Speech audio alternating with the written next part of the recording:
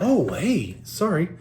Didn't see you there. I was just studying up in this Beckett from 1996. Why wasn't I bigger buyer in 1996? I don't know. I should have seen it coming. 1996. I had a job. I had a car. Why wasn't I stocking up on Jordan rookie cards? It's never too late. Now it's time to get to it. Get to business. Bring home one of these bad boys, a real one, to put into my collection. To have my big Grail card. Some people love Mantle, some people love Hank Aaron's. I'm one of those people too. But this year, my hobby goal was to get a real Jordan rookie card to put into my collection. I've never owned one. I've seen them. It just makes me jealous when I see them, but I want one so bad. So this year, I set a hobby goal to actually bring one home. But with the caveat was I didn't want to go out and just throw it on the credit card. And I wanted to see if I could, just with creative savings and creative earnings, pool enough money together to actually get one at the end of the year. And then to kind of see if I put forth some actual effort, how great of a card could I get within my year. I think at first I was just like, hey, maybe I can, I just want an authentic one, right? Maybe it's altered. Maybe we'll see what I can afford. And then as time progressed, then it was like, ooh, maybe I can get a 2, and maybe I can get a 3. And now I'm like, oh, it's the beginning of August. We're already a little over halfway through the year. What is my realistic goal? Last month in June, at the end of June, before July. I was really kind of putting my heart set on a PSA 8. Oh, it's going to be tough, especially with how I'm trying to put my money together. I'm not trying to just throw it on the credit card. So what I'm going to do is I'm going to quickly talk about what the market's doing for the Jordans, and then talk to you about how my savings goal is going, where I am, and I might have to taper my expectations a little bit, but I definitely going to get one. So hey, let's talk about what the sales are doing for July. So these are all eBay sales. What we have, I'm going to start with an authentic altered card that sold on July 29th for $2,951. Now the altered cards really vary in price. It's all about eye appeal. But a nice one sold last month for $2,350. So that is a $600 increase this month. This one looks pretty nice too. But that's $600 in 1 month. So that's interesting. But like I said, prices really, really bounce around for some of the low grades. But you'll see this month actually there were some changes and not to my favor. So I did not see any sales for 1s and 2s. But I did see a 3. A 3 sold for $2,301 on July 6th. That is a $180 increase from a 3 that sold last month. Not good. A 4 sold for $3,000 on July 26th. One sold in June for $31.95. So that's actually an almost $200 reduction. Again, these low grades really, really lean heavily on eye appeal. There's a big range there. Moving up to a 5. A 5 sold on July 24th for $3,050. What was interesting about that was it had a really bad photo. So I don't know if that affected it. I don't like if I'm dropping $3,000 on eBay, I want a better picture of the card I'm buying. You know what I mean? But one sold last month, a 5 sold last month for $34.51, which makes this one in July a $400 reduction, but I really think the photo comes into play there.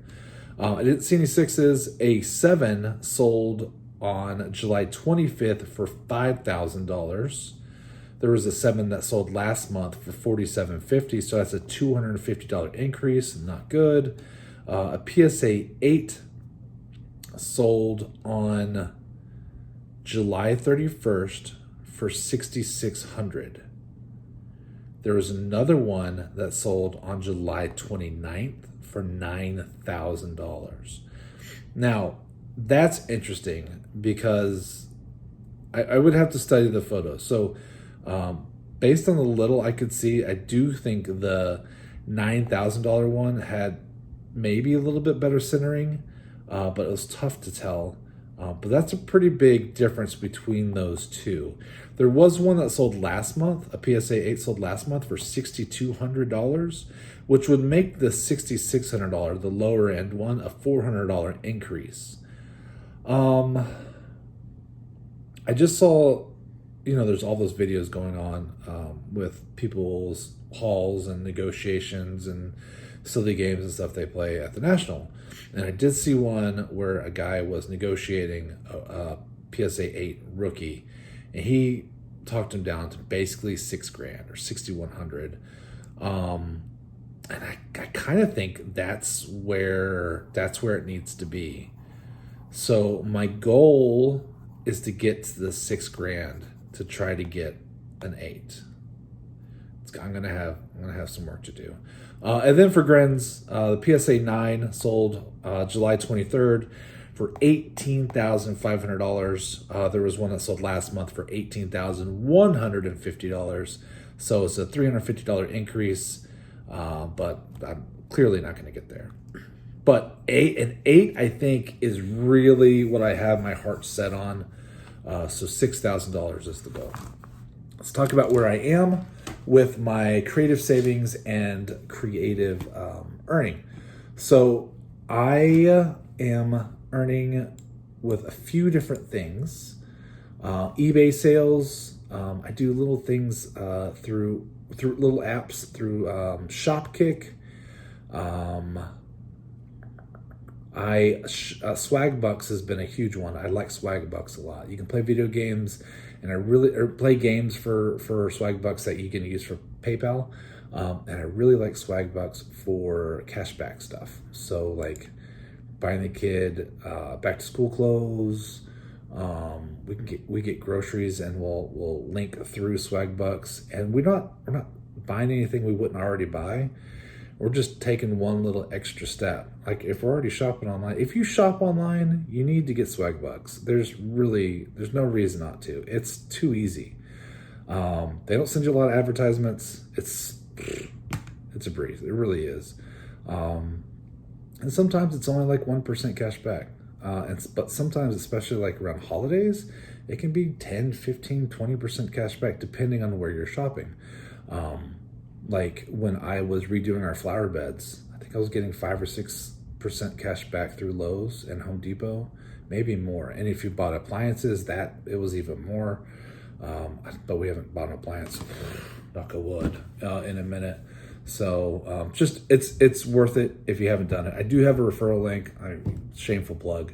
If you do want to do that, it'd help a dad out. But if you don't, you should still do it. I've been doing it for years and years and years, and it's a good thing. So I dig it a lot.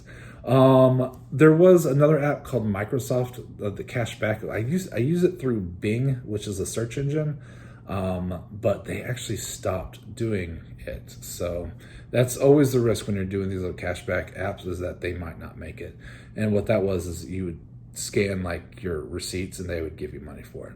But there are a couple other ones that I use, but I haven't cashed back yet. So there's like one called Fetch I like a lot. What's the other one? I don't remember the other one off the top of my head. Oh, Receipt Hog. Those are both ones where you could just scan it with your phone, either a receipt. You go to Kroger or whatever, and they'll give you points. And once you get so many points, you can turn it in for either gift cards, like Fetch has tons of different kinds of gift cards, but they also have a PayPal option, and Receipt Hog has PayPal options as well. That's what I usually do.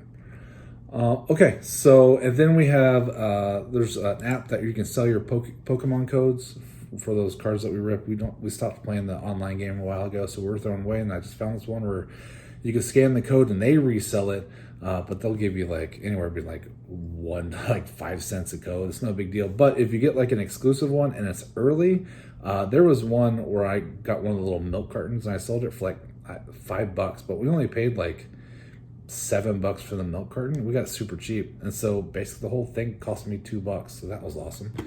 And then so I also do credit card cashback, and so I always add the caveat with credit cards can be evil. You can get in a lot of trouble really easy with credit cards. So I will add the caveat with the credit card cashback is awesome for me because I pay very close attention to what we're spending, and I pay it off every month. So I don't pay interest, and that's the big deal because your interest payments are crippling. You got to get out of it. And if stay out of credit card debt. That's all I can say. I mean, whatever you got to do to get out from those percentages, it's awful. It should be illegal what they're allowed to do. But that's another way I'm adding. Yeah, okay, so that's it for the most part. So let's talk about where I am. Total right now, I have $3,133.10. So that's not bad. Let's see. But I still need almost $6,000. So 6,000 minus 31,3310. I need 2866.90. How many days are left in the year? I don't know. Hold on. All right, sorry, I had to grab a calculator. So 147 days left. I need 2,866.90. Let's take that divided by 147. It's math time. It's math time. I need 1,950 a day. So what I do is with all the cash I get, I have a dedicated savings account in a bank, and I get interest every day. And right now I'm getting 34 whole cents a day. So I know that doesn't sound like much, but let's figure that out. 34 cents a day times 147 days, that's an extra $50. That's nice. So that's for doing nothing. Plus you have compounding interest. Let's go. Compounding interest, everybody's best friend. So I need $20 a day for the rest of the year. I don't think I can sell $20 a day worth of cards on eBay.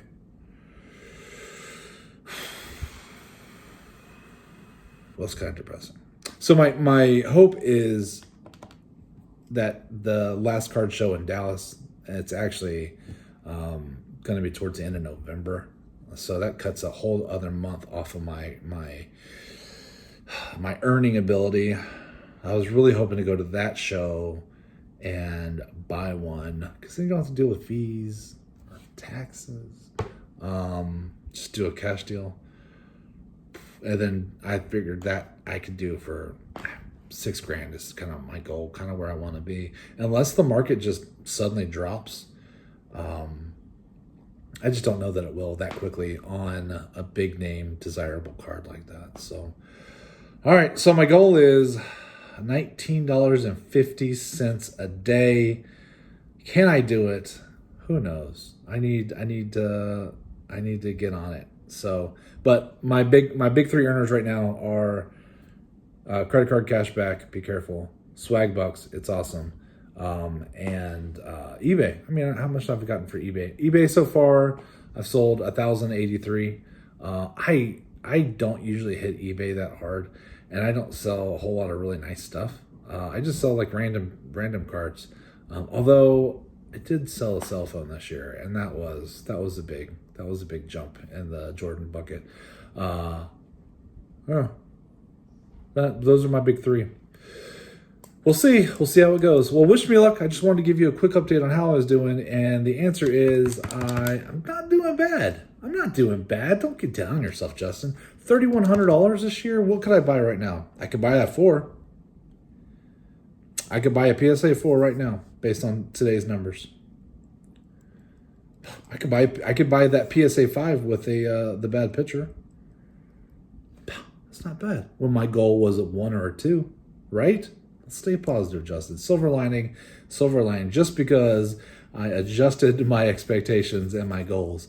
Need to make sure that I don't feel disappointed if I don't get to that point. So wish me luck. I'll keep grinding. Thanks for hanging out. Talk to y'all later. Bye.